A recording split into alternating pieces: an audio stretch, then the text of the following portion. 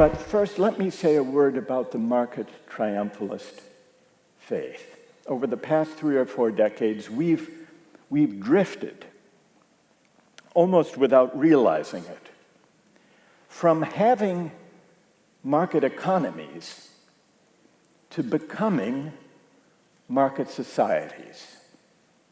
The difference is this: a market economy is a tool, a valuable and effective tool for organizing productive activity. But a market society is a place where almost everything is up for sale. It's a way of life in which market thinking and market values begin to reach into every aspect of life.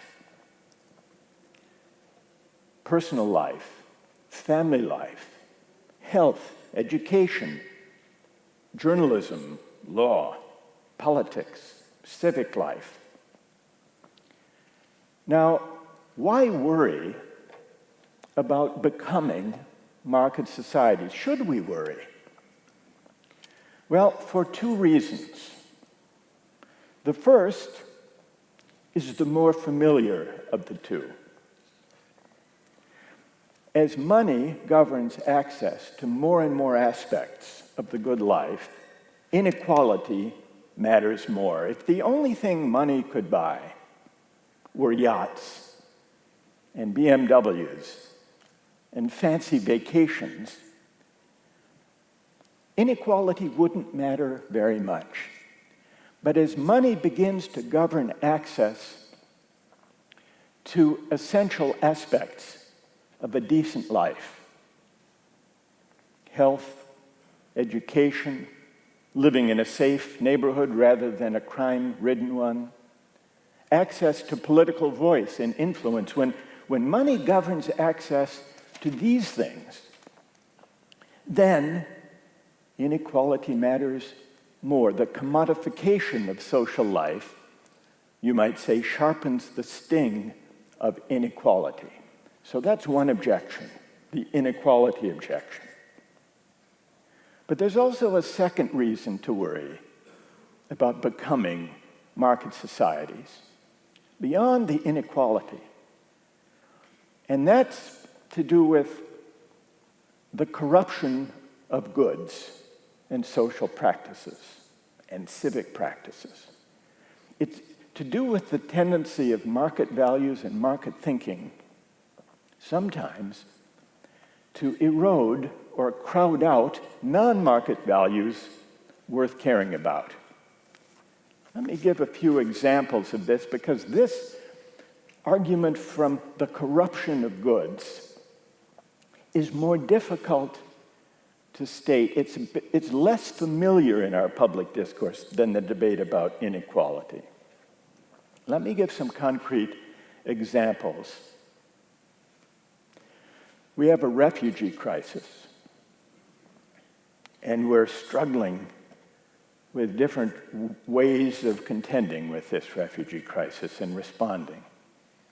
Now, some have proposed a market mechanism as a way of persuading countries to accept more refugees. The idea is this: let countries come together and negotiate and agree on quotas. The European Union has been attempting to create a quota system of shared responsibility to take in refugees. But since many countries are reluctant to agree to these quotas, some have proposed using a market mechanism to induce them, to encourage them to agree. The idea is this: allow that those refugee quotas, assigned country by country based on GDP, for example, allow that those quotas be tradable, so that countries can meet their obligation under the quota system either by taking in the number of refugees they've been assigned, or by paying other countries to take them in instead. Now, what do you think of the idea of tradable refugee quotas, Suppose it's true, and it might very well be true, that introducing this market mechanism, this tradable feature, will increase the willingness of countries to accept more demanding quotas. They know, after all, that if they have the money and don't want the refugees, they can hire another country to take their refugees. Suppose it would increase the willingness, the readiness of countries to agree. Would it be objectionable? Well, people will have different views about this, but some may object that putting a price on refugees changes the meaning of taking in refugees, changes the way we view refugees. You might worry that this system would lead countries of the world to view refugees as assets and liabilities to be haggled over, rather than as human beings in peril. That would be at least one objection that would have to weigh in any decision about whether to implement this market mechanism.